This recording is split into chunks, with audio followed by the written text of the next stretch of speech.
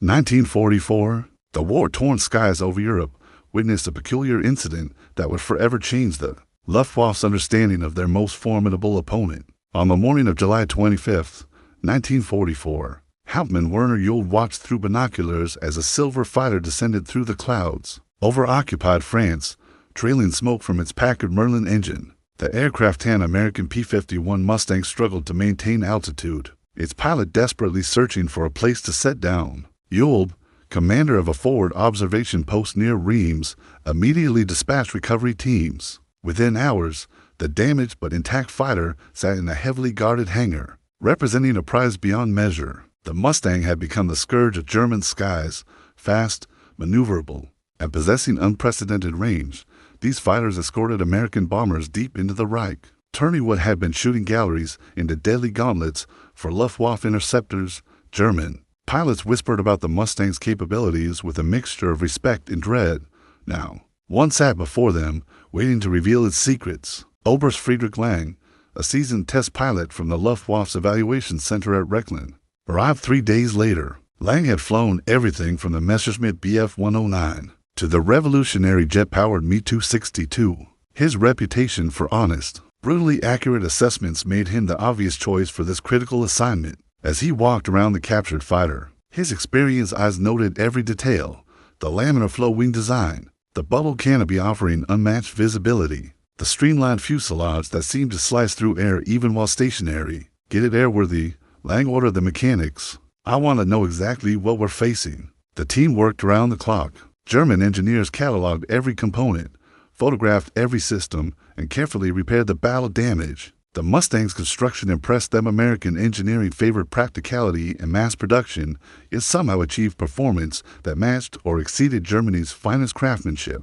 The Packard-built Merlin engine, licensed from Britain's Rolls-Royce, proved to be a masterpiece of high-altitude performance. According to declassified reports from the United States Air Force Historical Research Agency, several captured P-51 Mustangs underwent evaluation by Luftwaffe test centers throughout 1944 and 1945, though exact numbers remain disputed among historians. By August 7th, the repairs were complete.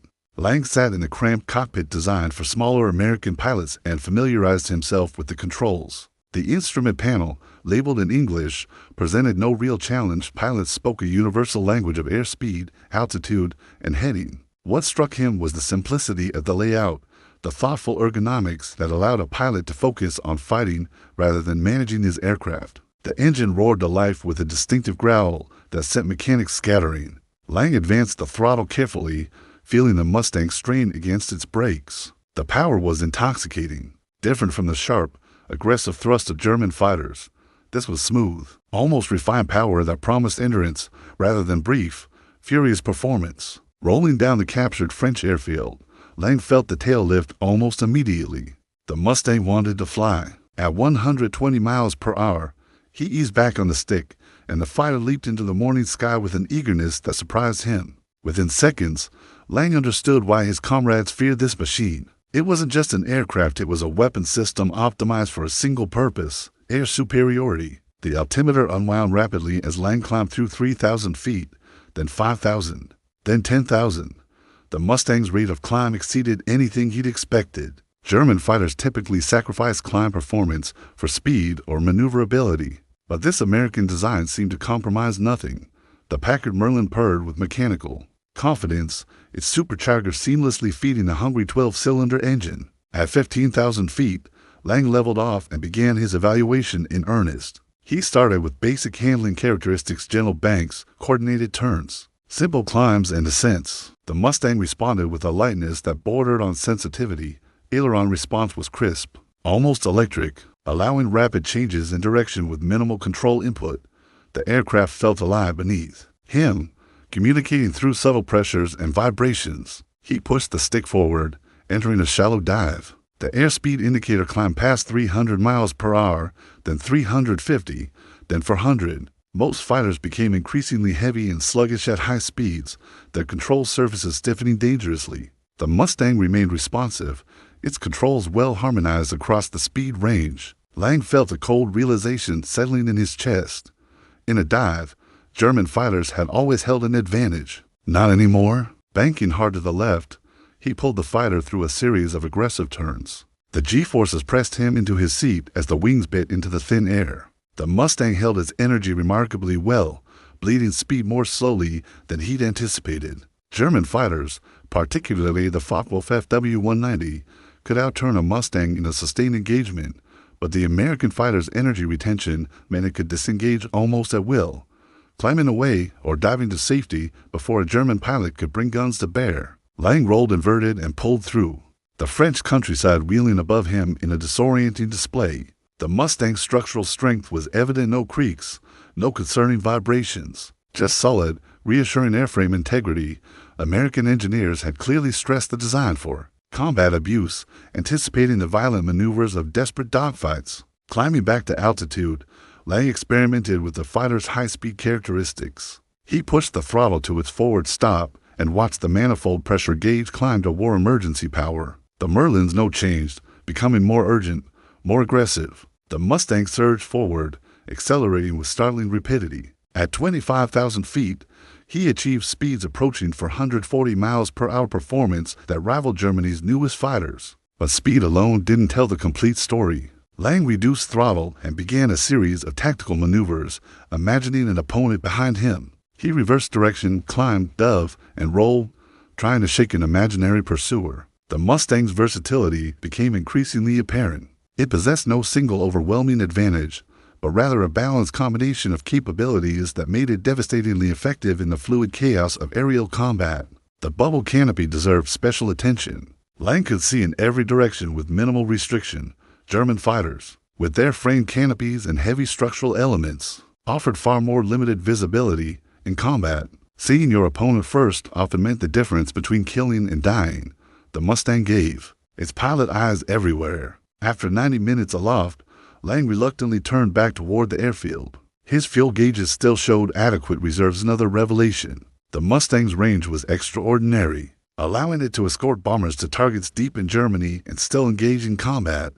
German fighters, forced to land and refuel while American formations pressed onward, found themselves increasingly outmatched by simple endurance. Back on the ground, Lang's hands trembled slightly as he shut down the engine. Not from fear, but from the weight of what he'd just experienced. Ground crew members surrounded the aircraft, eager for his assessment. Lang said nothing, walking directly to the operations building where Oberst Heinrich Bauer, the evaluation center's commander, waited with a staff of engineers and intelligence officers. "Well," Bauer demanded, his weathered face betraying anxiety. Lang removed his leather flight helmet and accepted a glass of water before responding. "Gentlemen, we have a serious problem."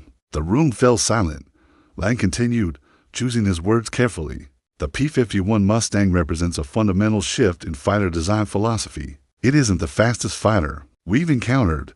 It isn't the most maneuverable, but it combines sufficient capability in every relevant category to make it extraordinarily difficult to counter. He approached a chalkboard and began sketching performance curves. At low altitude, our Focke-Wulf 190 maintains advantages in roll rate and turn performance. The Messerschmitt 109 retains its edge in zoom climbs from low altitude, but above 15,000 feet, where most combat occurs during bomber escort missions, the Mustang equals or exceeds our capabilities across the board. An engineer from Messerschmitt raised his hand. "What about structural limitations? Can it sustain high-G maneuvers?" "The airframe is exceptionally robust," Lang replied. "I subjected it to maneuvers that would concern me in our own aircraft. It handled everything without complaint. The Americans have clearly designed this fighter for pilot survivability and sustained combat." "Operations?" another officer asked. "About armament?" Lang nodded to the weapons specialist who'd examined the fighter's gun installation. The man stood, consulting his notes. 6 Browning 50 caliber machine guns, 3 per wing. Substantial ammunition capacity, approximately 400 rounds per gun in the variant we captured. The weapons are positioned close to the fuselage, providing tight convergence. Effective range approximately 300 yards, though tracers remain visible much farther, according to a comprehensive analysis published in the Journal of Military History. In 1998, Luftwaffe evaluations of captured Allied aircraft consistently highlighted the P-51's combination of range, speed, and firepower as revolutionary in fighter design. Lang resumed his briefing. "The cockpit ergonomics deserve mention. Every control falls naturally to hand. Visibility is unprecedented. The bubble canopy eliminates virtually all blind spots. An enemy fighter attempting to approach unseen will find it nearly impossible. Bauer leaned forward. Can we counter it? What are the vulnerabilities? In a turning fight at low altitude, our 190 can gradually gain advantage, Lang acknowledged. The Mustang's pilots know this and refuse to engage on those terms. They maintain energy advantage, using superior speed to dictate engagement parameters. If pressed, they simply accelerate away. Our fighters lack the sustained high-altitude performance to pursue effectively. He paused, letting the implication sink in. The Mustang's greatest vulnerability isn't aerodynamic, it's strategic. The aircraft requires long runways, sophisticated maintenance facilities, and reliable fuel supplies. But those are advantages the Americans possess in abundance. Over the following week, Lang conducted additional test flights, each revealing new dimensions of the Mustang's capability. He flew mock combat engagements against Germany's finest fighters, each sortie supervised by experienced combat pilots who understood the tactics currently employed over the Reich. On August 14th, Lang took off in the Mustang while Hauptmann Gustav Redl, a decorated veteran with over 90 confirmed kills, flew a Messerschmitt Bf 109 Gustav. The scenario: Redl would defend against Lang's attack from altitude advantage in combat. This situation played out daily as Mustangs dove on German fighters attempting to intercept American bomber formations. Lang positioned himself at 25,000 feet, 3,000 above Redl's 109. He rolled inverted and pulled through, diving toward the German fighter. The Mustang accelerated rapidly, airspeed climbing past 450 miles per hour. Redl, warned by radio, began evasive maneuvers, a hard brake turn to the right, attempting to force Lang into an overshoot. The Mustang's dive speed gave Lang options. He could pursue through the turn, accepting the energy lost but maintaining position, or he could extend, climbing away to reset for another attack. German fighters, with less energy retention, faced more limited choices.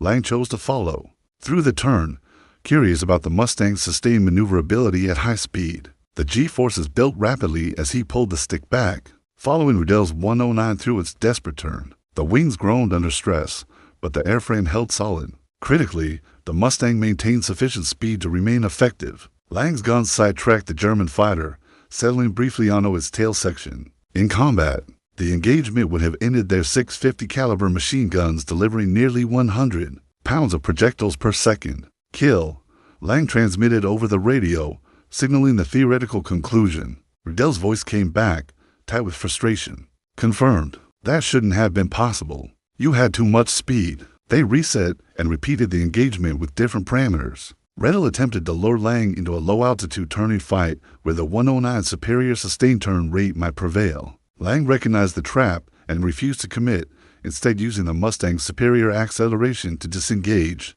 climbing back to altitude before re-engaging on his own terms. After 6 mock engagements, Redl landed visibly shaken. I couldn't force a favorable engagement, he reported to the assembled observers. Every time I gained tactical advantage, he simply accelerated away, and his visibility I couldn't approach from any angle without being spotted immediately. Major Wilhelm Moritz, flying a Focke-Wulf FW-190 Anton, fared slightly better in subsequent engagements. The FW-190's superior roll rate at high speeds allowed Moritz to break off Lang's attacks more effectively and in slow-speed maneuvering. The German fighter clearly outmatched the Mustang, but these advantages proved tactical rather than strategic. In an individual engagement, with careful positioning, our experienced pilots can achieve victories, Moritz concluded in his report. But the Mustang's performance envelope allows it to refuse unfavorable combat.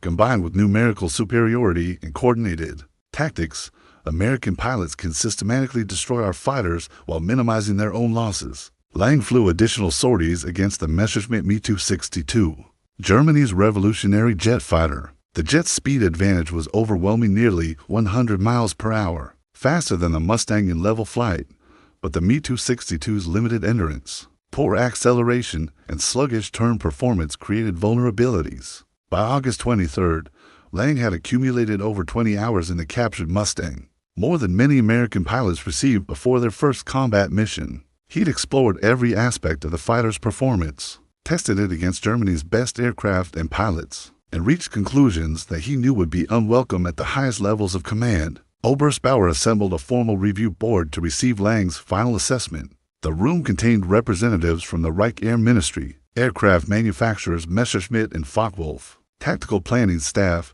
and senior Luftwaffe commanders responsible for home defense. The tension was palpable. Everyone understood that Lange's evaluation would carry significant weight. December 7th, 1941, a date seared into American memory, marked not just the attack on Pearl Harbor, but the beginning of a narrative that would elevate one battleship above all others in the public imagination. While smoke still rose from the shattered Pacific Fleet, a single vessel escaped the devastation, steaming safely beyond the carnage. The USS Iowa, commissioned nearly 2 years later, would become the flagship of an entire class. Yet her sister ship, the USS Missouri, would claim a throne in American hearts that historians argue she never truly earned through combat performance. The Missouri slid down the ways at the Brooklyn Navy Yard on January 29, 1944, christened by Margaret Truman, daughter of the then-senator from Missouri, Harry S. Truman. The symbolism was not lost on anyone. Here was a floating city of steel, stretching 887 feet from bow to stern, displacing 58,000 tons when fully loaded. Armed with 9 16-inch guns that could hurl shells weighing as much as a small automobile over 23 miles. The press called her Mighty Mo, and the American public, starved for good news and symbols of invincibility, embraced the nickname with fervor that bordered on religious devotion. But beneath the propaganda and patriotic fervor lay a more complicated truth. The Missouri represented the apex of battleship design at precisely the moment when battleships had become obsolete. Aircraft carriers, not these floating fortresses, would decide the Pacific War. Yet the Navy brass, many of whom had spent entire careers in battleship service, could not quite accept this reality. They poured resources into these behemoths, even as carrier task forces proved their worth at Coral Sea and Midway. According to detailed analyses published in the Naval War College Review during the 1980s, the Missouri's actual combat record pales compared to her reputation. When she finally joined the war in January 1945, Japan's navy had already been effectively destroyed. The Imperial Japanese fleet, once the terror of the Pacific, existed only in fragments. The Missouri would fire her main batteries in anger exactly 3 times during World War II, all inshore bombardment operations supporting amphibious landings. Her first action came at Iwo Jima in February 1945, where she joined other battleships in pounding Japanese positions before the Marine landings. Impressive certainly, but hardly unique holder. Less celebrated battleships performed identical missions with equal effectiveness. In March, she supported the Okinawa invasion, again providing shore bombardment. Her 16-inch shells obliterated pillboxes and bunkers, but so did the shells from the battleships Tennessee, California, and West Virginia, all Pearl Harbor survivors that had been raised, rebuilt, and returned to service with far less fanfare. The Missouri's third and final combat action occurred in July 1945, when she joined in bombarding the Japanese home islands themselves. By then, Japan's defeat was inevitable. American submarines had strangled her commerce. American bombers had incinerated her cities, and American carriers had swept her skies clean of aircraft. The battleship bombardments, while psychologically significant, changed nothing strategically. Yet somehow, the Missouri transcended her modest combat record to become America's battleship. September 2nd, 1945, dawned gray and humid over Tokyo Bay. Aboard the USS Missouri, anchored among dozens of Allied warships, history prepared to unfold. General Douglas MacArthur had specifically requested the Missouri as the site for Japan's formal surrender. Not because of her combat achievements, but because of political connections. President Harry Truman had recently assumed office after Franklin Roosevelt's death in April, and having the surrender signed aboard his home state's namesake ship carried undeniable political weight. Admiral Chester Nimitz, commanding the Pacific Fleet, had no substantive objection. One battleship was as good as another for a ceremony. At precisely 08:02 that morning, Japanese Foreign Minister Mamoru Shigemitsu limped aboard on his wooden leg. Followed by General Yoshijiro Umezu, representing the Imperial Japanese Army, the document they would sign had been prepared weeks in advance.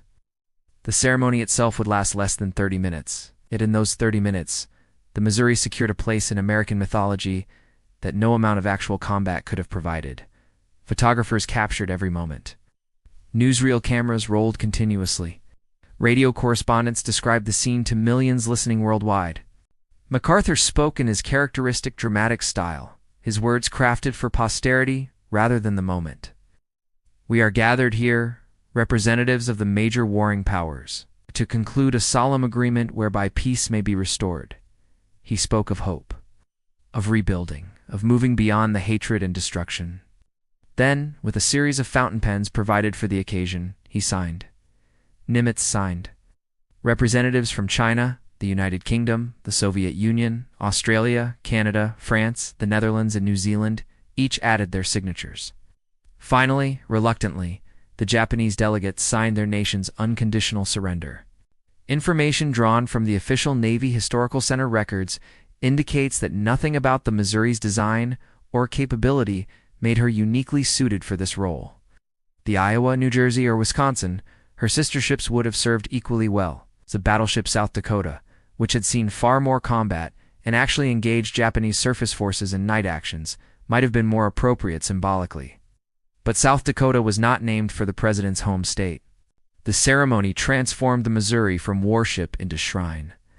Tourists would eventually walk her decks by the millions, standing on the very planks where Japan surrendered.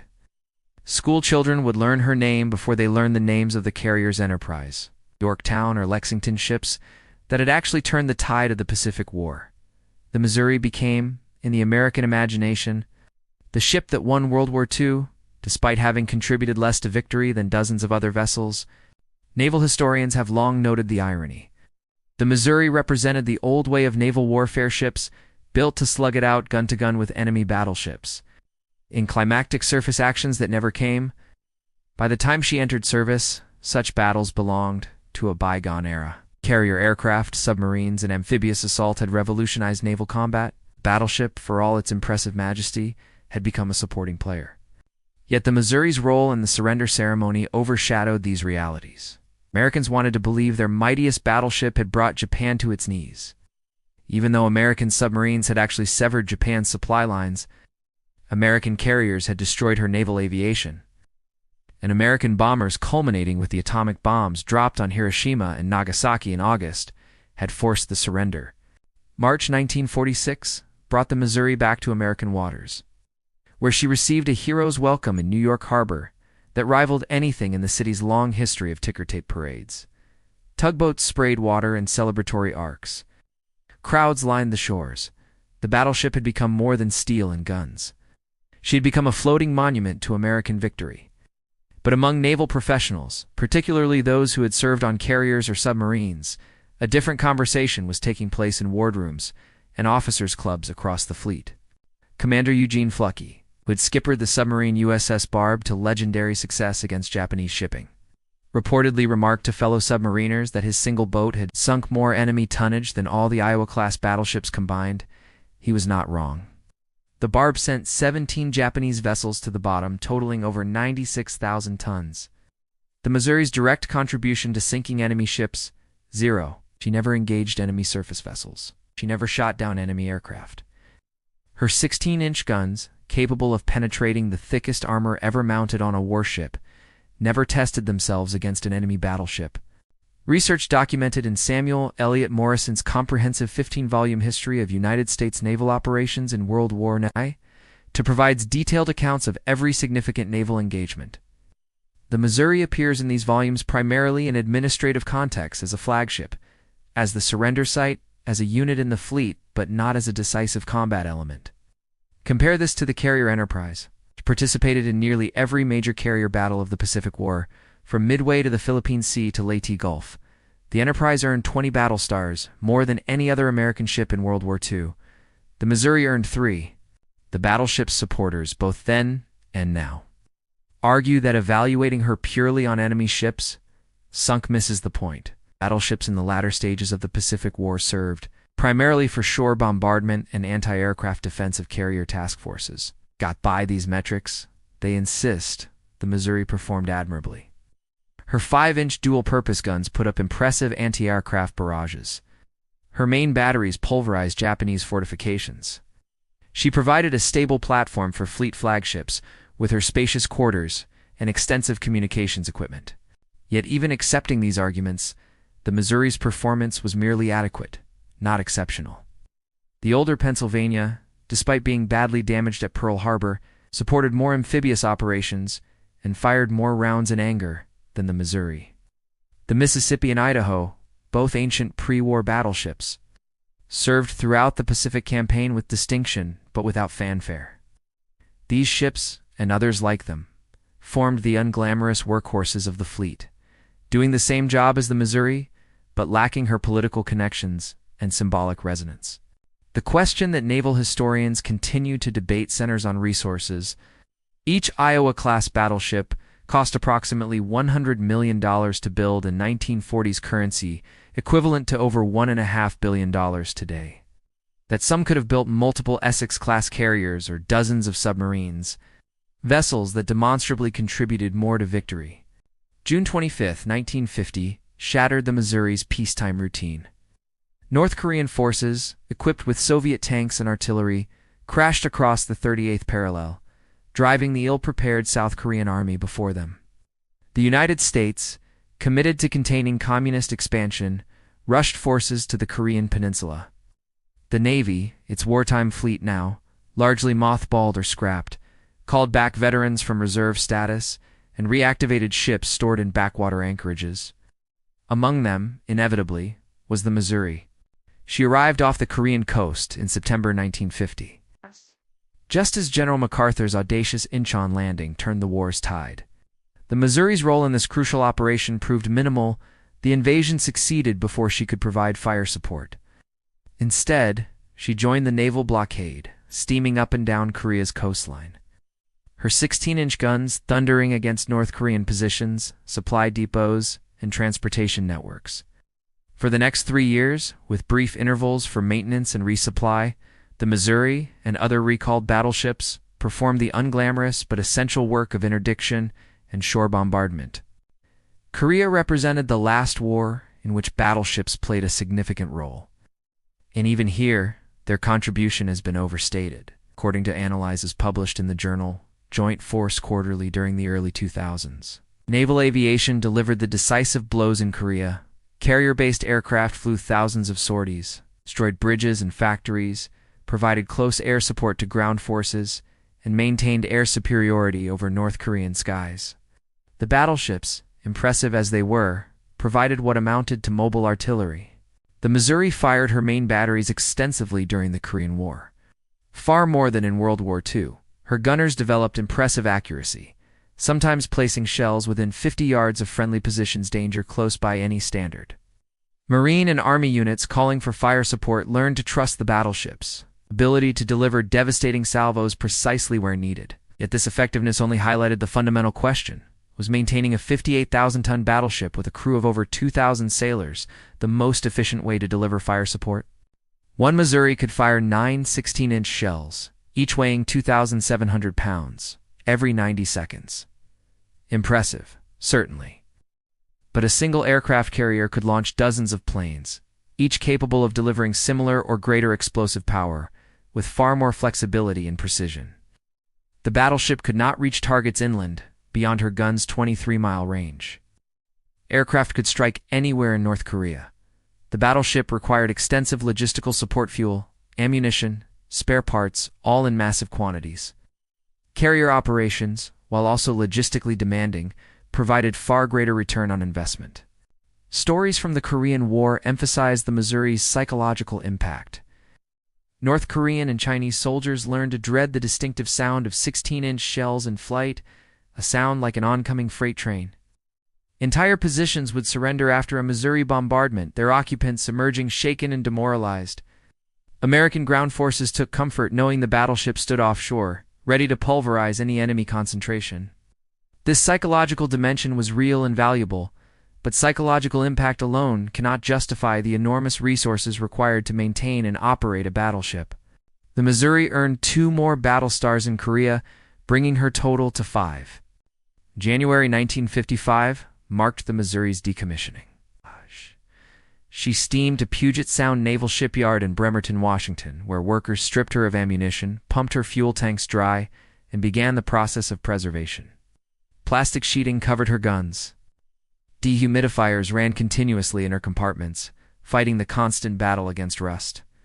She joined a growing fleet of reserve ships, the mothball fleet, vessels maintained at minimal expense against the possibility of future need. Most would never return to service. The Missouri, however, remained special, remained symbolic, and that symbolism would eventually call her back. For nearly 30 years, she rested in quiet obscurity. Occasional tours brought curious visitors aboard, but the crowds were nothing like the immediate post-war years. New generations came of age without personal memory of World War II. The Cold War dominated American strategic thinking. And in that conflict, battleships seemed irrelevant. Nuclear submarines carrying ballistic missiles, carrier battle groups projecting power globally, and eventually satellite surveillance and precision-guided weapons defined modern naval warfare. The battleship belonged to museums and memories.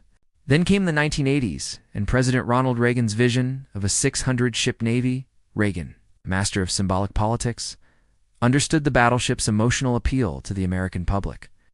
His Secretary of the Navy, John Lehman, championed the reactivation of all 4 Iowa-class battleships. The Navy leadership, many of whom had served during the battleship era, supported the idea despite questions from younger officers who had never known a Navy that prized surface combat over aviation and submarines.